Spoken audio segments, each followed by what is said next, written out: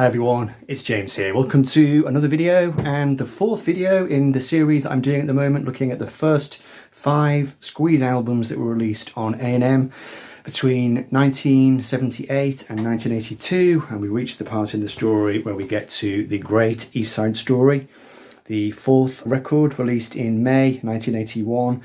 This one has got a special place in my heart because I always remember finding it in a record shop. This is when I was 10 years old, years before I started reading the music papers. I never had any idea when a new Squeeze record was going to be released. They were my favourite band, so whenever we used to go to a record shop, I would always go straight to the S section, start browsing through, and I can remember very clearly stumbling across this record one day and being just over the moon, excited and delighted. I turned it over in my hands and looked at the track list, making sure it wasn't some kind of compilation album. When I saw it was all new tracks, it was just really exciting.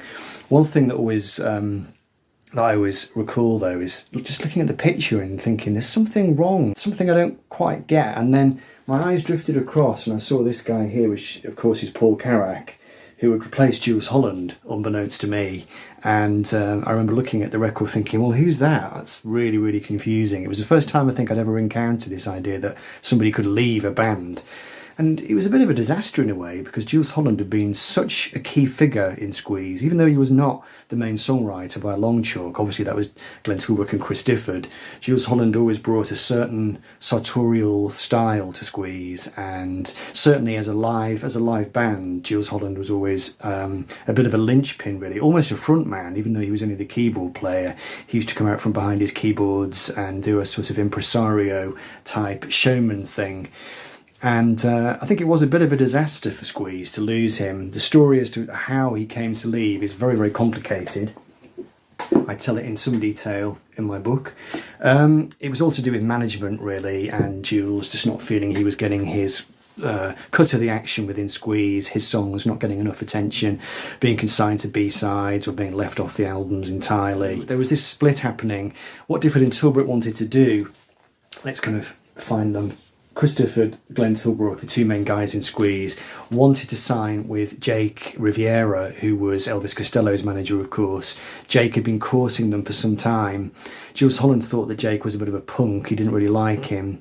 He wanted to stick with Miles. So, you know, there was this sort of rift happening, essentially, and Jools walked out of the band. I think it was in the summer of 1980, and Glenn Tilbrook and Chris Difford were genuinely heartbroken because Squeeze had always been a unit, really, back from the Deptford days, the Blackheath days in London. Everything was all up in the air a little bit, and for a while they had no keyboard player. They went into the writing of East Side Story without a keyboard player. So this record had a bit of a convoluted genesis. The idea that Jake Riviera had hatched, a bit of a harebrained scheme, really. He had this idea to do it as a 2-disc set, 2 10-inch records, with each side being produced by a different producer.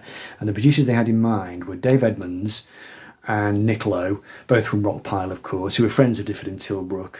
One side was going to be Elvis Costello, and then they hatched this absolutely harebrained scheme to ask Paul McCartney to do the 4th side. And I think it was because McCartney had gone on record recently saying he was a fan of Squeeze. So they approached McCartney. McCartney couldn't do it. Nick Lowe came in to produce one song. Dave Edmunds did one song, which got on the album in Quintessence. But apart from that harebrained scheme did not come to fruition.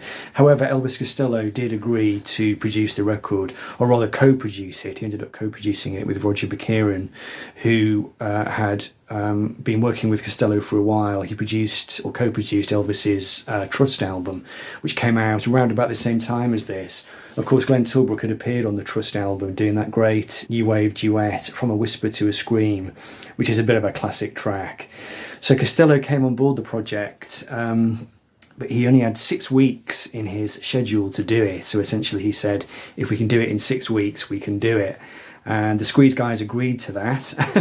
Famously, they agreed to give up drinking for the sessions. Elvis made that a stipulation because he'd found, while doing the Trust album, or maybe it was the album before that, he and the Attractions had had some problems with alcohol in the studio, and things had got a bit tense and a bit fraught, and he didn't really want that. So he wanted Squeeze to be straight for the making of this album. And Chris Difford said he met him halfway by not drinking any beer for the duration of the sessions, but going on to the cider instead, which I think is quite funny. So obviously this was a big team up. Elvis Costello at the time was hot property. He'd peaked in a way. He'd reached the Trust albums, so he'd started to move away from that angry, punkish kind of sound that he had. But he was still a really big figure in British music, and he had more credibility than Squeeze, who at this point I think was still seen as maybe a bit of a lightweight pop band. So bringing Costello in was clearly going to do the band a lot of good, and also I think he helped them to expand their horizons a lot. And that's what we'll talk about in a moment. So just before we get into the ins and outs of it, let's just have a quick look at the album sleeve. This was a bit of a step back really from the Argy Bargy album, where they'd had a printed inner sleeve and there was a bit more of a high concept design to it. This went back to basics. There was no inner sleeve, there was just a scratchy white paper bag. I've replaced that with my inner sleeve there. On A&M of course, and there's the back cover. Let's have a quick look at the 3 singles that were released from it. So this is That Love, which was the first single released in May 1981, around about the same time as the album actually. The album came out in May 81 as well. And you can see we've got a slight variant of the album cover. The B-side is Trust, which was a bit of a homage to Adam and the Ants. It's got some Burundi drumming. Really nice actually, really good song. And this ended up being on, this is the first song on side 2 of the record. A really great song, a very fast power poppy kind of song really. Could have come off Argy Bargy, but it has a more incisive production and just has some great lines. You know, you left my ring by the soap, now is that love? You clean me out, you could say broke, now is that love? Beat me up with your letters, your walkout notes. It's funny how you still find me right here at home. And Costello had the idea of doing a Motown-inspired guitar part, and it had this really nice a cappella ending as well. Really interesting song. Didn't do great in the charts. I think it might have made the top 30, but it didn't do tremendously well. But a great example of Difford and Tilbrook's songwriting. Chris Difford was married by now, had just got married. And even though he was not having any problems with his marriage at this point at all, he started to write about marital infidelity and couples having problems in their relationship. And Is That Love is a great example of that. Clearly a song about a married couple who are just, getting on each other's nerves. And it's quite interesting. There are quite a few songs on the record which have that theme, and we'll get to those shortly. But yeah, that's the first single. So this is the 45. With quite a nice B-side on this one. Yap, yap, yap, bit of a power pop effort. And Tempted, of course, was sung by Paul Carrack. I remember, again, I had a big shock when I brought the record home and I put it on the turntable. Tempted is the 3rd song on side 1. And Paul Carrack has got a very different voice from Glenn Tilbrook. It's a blue-eyed soul voice. It's got a different kind of range to it. And the story behind this one is that Glenn had actually sung the original version of it, but the band were not happy with it. Costello wasn't happy with it. I think Glenn Tilbrook in later years, he dismissed it. He said it sounded like bad ELO. So it was Costello's idea, why don't we get Paul Carrack to sing it? Because it has that kind of sound. I should just say, let's just kind of backtrack. Paul Carrack, who was finally brought in to record the album, a Sheffield singer-songwriter who'd been in the band Ace, of course. He'd sang their great song, How Long? And he'd done a lot of session work as a keyboard player. He'd done stuff with Roxy Music. He was a really great musician. He wasn't really sure what the situation was. Was he being asked to join Squeeze? Was he just being asked to record the record? Lines of communication in the band were never that strong, and he was really kind of unsure as to whether he was in the band or not.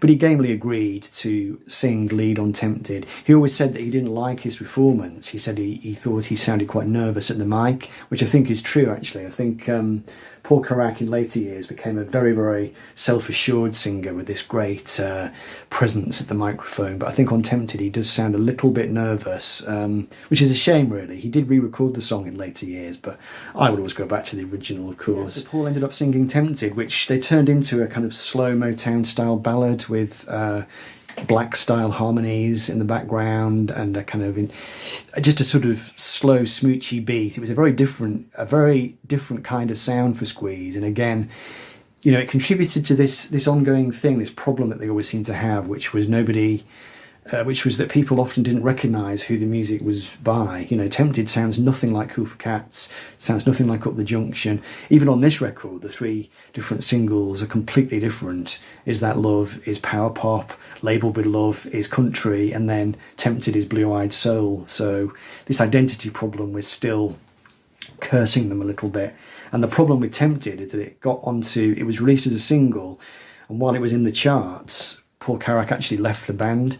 He went off to form a band called Noise to Go with Nick Lowe. So he left them in the lurch, essentially, and they were without a keyboard player again, which was not good. And I'll talk about that at the end of the video, if I remember. And I should just say, you know, Tempted is an absolute belter of a song. It really is. It's a real classic. Just that opening stanza. I bought a toothbrush, some toothpaste, a flannel for my face, pyjamas, a hairbrush, new shoes and a case. I said to my reflection, let's get out of this place. Past the church and the steeple, the laundry on the hill, the billboards in the buildings, memories of it still keep calling and calling. But forget it all, I know I will. A lot of emotion and pathos in the song, and a really great chorus, very, very commercial. It was a radio hit in America. It didn't do anything in the charts really. In England it flopped as well. Yet another in a long series of flop singles by Squeeze. Crazy really. Who can make sense of it? This cover, I think, was withdrawn because the band really hated it. It really doesn't sum up the record at all. This kind of lurid writing. Backs with Squabs on 40 Fab, which is one of those awful medleys that they used to do back in the early 80s, where they would take a series of songs by a band and crush them together with a disco beat underneath. It's quite good fun, actually. I'm quite fond of it, but you know, it's not great. Now, Labelled with Love, of course, was the country song about an elderly lady who is just basically lonely and wandering around in her flat. The story tells her personal history, the fact that she got married to an American soldier, and I think it's during the war, and she goes out and lives with him in Texas. But it sort of all goes wrong, and she ends up coming back to England again, and she just ends up as this lonely old woman. But it has this wonderful chorus: drinks to remember, I, me and myself, wind up the clock and knock dust from the shelf. Home is a love that I miss very much, so the past has been bottled and labelled with love. One of Glenn Tilbrook's most magical tunes. The band have played it in concert ever since 1981. It always brings the house down. You get people with tears in their eyes during it. It's a real tearjerker of a song. But of course, they didn't want to record it. They'd written the song. They were starting to get into country music, and this was partly as a result of Elvis Costello, who was a big fan of country at the time. He turned Difford and Tilbrook onto country music. So Glenn had written the song, but he hadn't really thought of it as being a Squeeze song until Elvis made him rewind the tape. You know, he was playing some songs on a tape, and he started to fast forward through Labelled with Love, and Costello made him backtrack and said, you know, what's that? And they ended up recording it, and it turned into quite a big hit. I think it was a number 4 hit. It was the biggest hit they'd had since Up the Junction, which had been a number 2 hit. But the band themselves were a bit uncomfortable with it. I think they felt it was not necessarily representative of where they were in their sound at the time. It was maybe a little bit middle of the road. I think it was Chris who worried. He said that his grandmother was a big fan of the record, which he said really worried him. Made them seem a little bit passé, perhaps a little bit old-fashioned, but the tune itself, and you know, the song has got such staying power, I think, both musically and lyrically, that it's obviously, you know, it's a Squeeze classic, and thanks to Elvis Costello, it got recorded. Those are the 3 singles. And then the rest of the album is not too shabby. So it starts with Inquintessence, which is the Dave Edmunds produced track, which again is a sort of power pop number. The opening riff gives a nod to Booker T and the MGs. I think it's Time is Tight. The riff is very similar.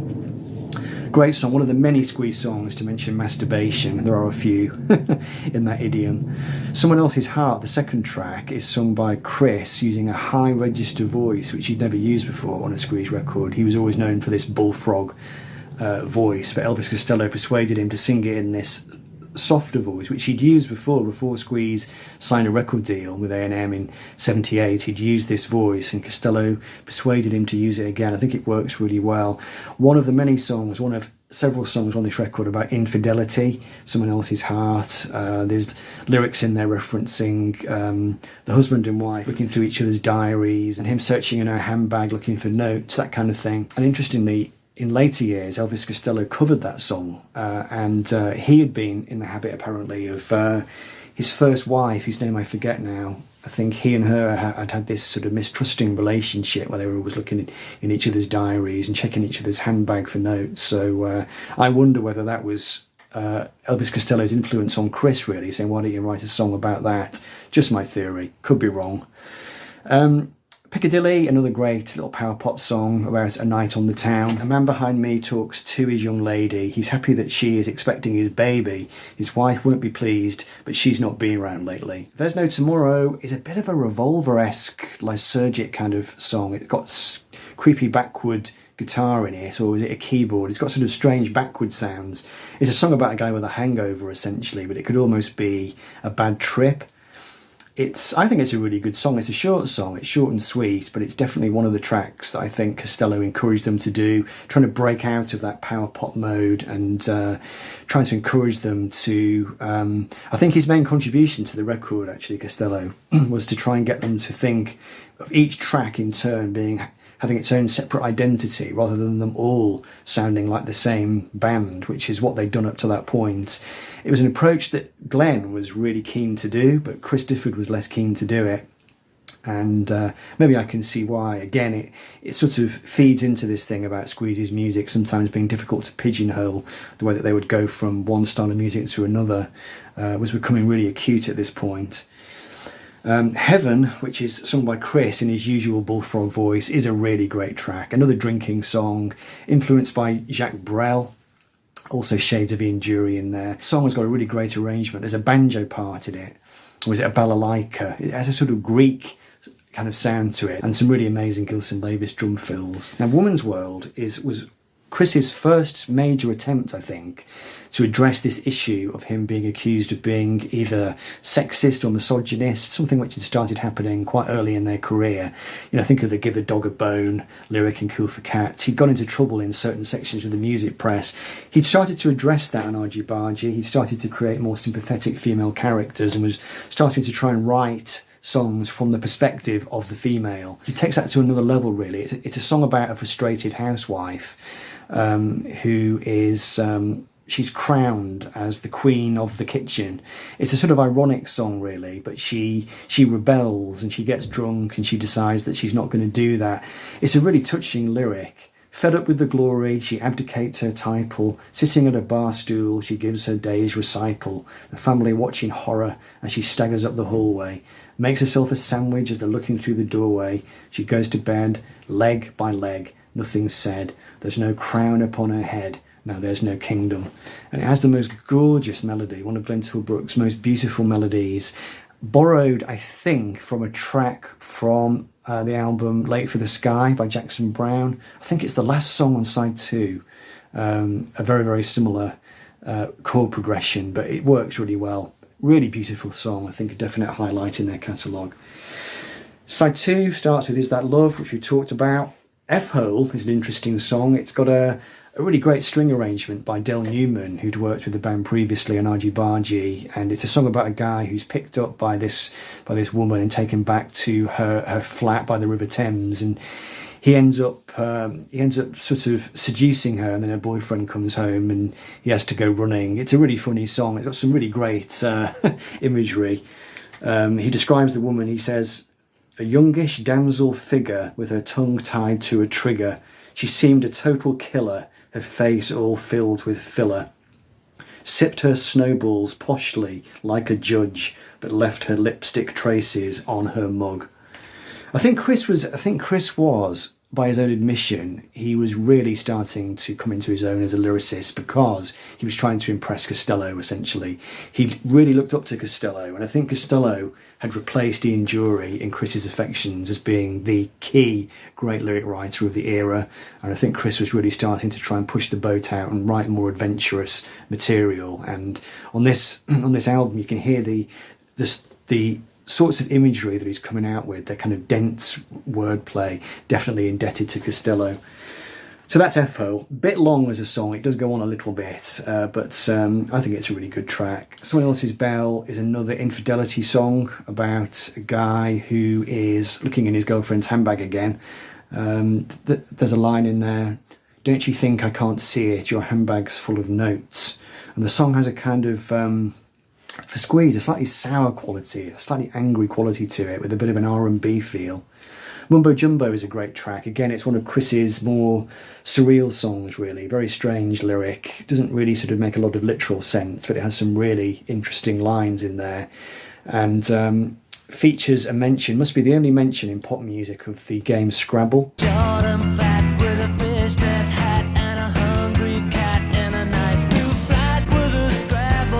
A really great track, actually. It has a bit of a Buddy Holly vibe to it. There's a Buddy Holly kind of riff in the opening bit. Again, I think probably Costello encouraging the band to widen their palette a little bit and draw on past styles. Vanity Fair, another great example. A very short and sweet song. Doesn't have the band on it, I don't think. It's just orchestration and Glenn Tilbrook singing this song about a kind of airheaded girl, really. She pulls pints in pubs. She doesn't have much of a life, but she leads a kind of honest existence. And it's a very touching song, really. I think probably just a very accurate portrayal, not betrayal, portrayal of the kind of girls that Chris had maybe observed, you know, on his home turf. She keeps her eyes in a tobacco tin. It's not a very flattering song in terms of its depiction of this slightly airheaded girl, but I think it probably was just an observational song, really, on Chris's part, and it works beautifully. The arrangement is absolutely gorgeous. Dylan Newman deserves plaudits for that. And then the record ends with Messed Around, which is a bit of a Elvis Presley style Sun Records hillbilly thing with, I think John Bentley plays upright bass on that one, and just a great upbeat track to finish. 14 songs on the album, quite a long record, really, 7 tracks per side. It was the longest album that they ever made. And, you know, some people say it's their greatest album. Some people still maintain Argy Bargy was the best one. Argy Bargy, I think, is purer. It's got a more pure new wave kind of sound to it. East Side Story, definitely, I think, their attempt to do something like Revolver, probably, trying to be sonically inventive and interesting, and, as I said before, trying to craft each song into its own identity rather than just having a uniform kind of sound. So that's it. I mean, after they made the record, because they recorded it at the end of 1980, and then for some reason they put it on ice for a while, Squeeze and Costello went off and did the English Mugs tour of America and had an absolutely uproarious time travelling across America. It wasn't a double header. I think Costello was the headline act and Squeeze were the support band. So they did that. They came back to England, and then the album was released in May 1981. I think it got to number 20 in the charts or something like that. Still not as high as they wanted it to be, but it was definitely the first album which they'd made, which had made an impression. I think up until this point they'd been seen as a bit of a singles band, but East Side Story came in with some really, really great reviews. It was reviewed very, very well. You can tell that Glenn and Chris, even though at this point their friendship was continuing to fracture and they weren't actually getting on all that well, the music they were making, it was very, very cohesive, and they had one vision, definitely, to quote Queen for a moment. They were going to carry on for at least another year, and we'll get to the 5th album in the next video, but Paul Carrack leaving, I think, was a bit of caused a bit of a delayed crisis in the band, and things did not necessarily go well from this point onwards, but we'll get to that as we approach the finishing straight in this 5-part series. So there we go. Hope you enjoyed that. East Side Story by Squeeze. Let me know what you think of this record in the comments. Hope you enjoyed it. Take care. I'll be back soon for more videos. In the meantime, see you soon.